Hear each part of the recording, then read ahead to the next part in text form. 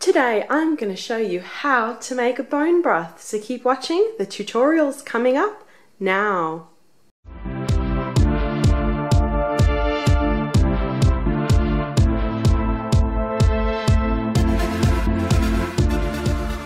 Hi, it's Jolene from Yummy Inspirations, and today I'm going to show you how to make bone broth. I share easy family meal ideas every Monday, Wednesday and Friday on my channel and my website, so make sure that you're subscribed so that you get notified as soon as new yummy tutorials come out. So today we're going to make bone broth. For dinner last night we had a big roast chicken for dinner, and I saved all the leftover little bones and everything, all the drumsticks and all the bones. We just kept it in a bowl, and now I have popped it all into a really big pot, and we are going to cover it up with water and a couple of other ingredients. Right, so we have our chicken in our pot, and now we're going to pour over water to completely cover it. And you may need to even add more. Oh, that's my jug empty. We are going to cover it, and we're going to fill up the pot with water, and we're going to get a couple of other ingredients together.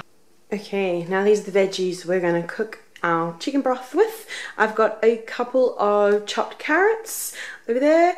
I have a whole onion that I've diced up, and I've got a few cloves of garlic. So you could also add in celery. We're just not celery fans in our family, so you could add in celery, any other vegetables that you'd like to flavour. This is pretty much standard what we do. And now we just add that straight into our chicken broth. So we get chicken broth back front and centre, and we add all the veggies in. Okay. All the flavour that those veggies bring. Now, we cook this away for a few hours, and more than likely we'll discard all the veggies. But if you've got someone in your family, like my husband, that loves eating veggies that have been cooked in broth, then go ahead. He also likes to eat all the bones once they've been cooking a long time and falling apart, but that's just him. So we've got all of our ingredients together. Now what we're going to do is add a big heaped tablespoon of apple cider vinegar. Get it over there. Apple cider vinegar. I bought this at the farmer's market the other week when I went. I'll leave a link to that video. That was a really fun day out. Now we're going to add a good heaped tablespoon of apple cider vinegar. Give it a stir. And now, again, salt and pepper if you want. We're more fans of salt than pepper, so we do salt, and I very rarely cook with pepper, to be honest. I just prefer salt, a good decent shake, and maybe even a bit later to taste. So again, give it a good stir.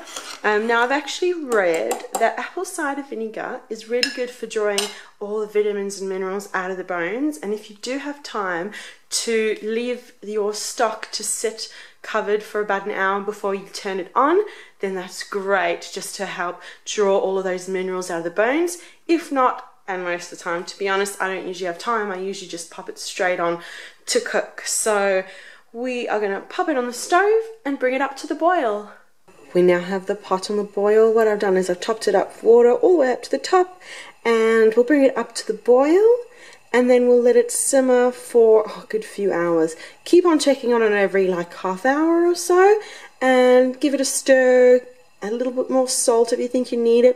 Top up the water as well every now and then as needed, and give it a few hours. Cook it until all of these bones have fallen apart, and you'll just have a rich, thick bone broth. It's now bubbling away. We're going to pop the heat down and just let it simmer for a few hours, and just clean the top if it gets any little scummy fatty bits on that you want to, little impurities that you want to take off. And we're just going to let it simmer away until we have a beautiful bone broth. There you go, look at that vibrant colour. It's been bubbling away for a couple of hours, and it is done. The bones are all falling apart, the veggies are all soft, and you can see that beautiful colour, that rich bone broth. So now that's all that's left to do is turn it off, let it cool down, and then drain it into jars or drain it into a pot to use for stock. I've got heaps of uses for bone broth. I'll leave a link down below. I've got a blog post I wrote a while back with 10 uses for bone broth, or for lots of ways to get kids to eat bone broth. So you can check that out and get some inspiration. And this is how it all looks when it's done. What I've done is I've strained it into a jar. If you're putting this in the freezer, fill it to about that point over there, because it does expand and you don't want it to, it does expand once it's frozen, so you don't want it to break your mason jar. But just for the purpose of this video, I've shown you how it looks beautifully in full. And look at the color, and there's still even more stock behind. And these are all of the leftover carrots and bones and everything that I've popped into there. You can actually now make another batch of chicken bone broth if you want to. It'll just be a little bit watered down. You can keep using the bones until you made as much as you want to, or you could eat these bones if you like to, if that's your thing. It's up to you. And as I said, I have a blog post with heaps of ideas of things that you can do with bone broth, as well as I'll leave a link down below to the full instructions that you can follow to make bone broth yourself. And you could make it with chicken bones, as I've done, or you can go to the butcher and ask for bones for stock, bones for broth, and use any kind of meat bones that you like, even chicken feet.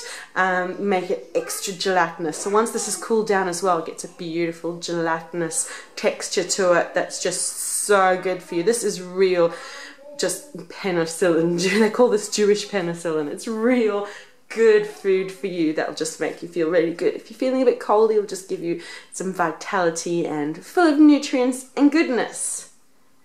So that is how you make a bone broth. Thanks so much for watching this video. If you liked it, leave a like and subscribe. I share new videos every Monday, Wednesday and Friday. And when you subscribe, you get notified as soon as something new and yummy comes out. And leave a comment. Have you made bone broth before? Any comments, any tips you'd like to add? I look forward to reading them. And thanks again for watching how to make bone broth, and we'll see you again soon. Bye.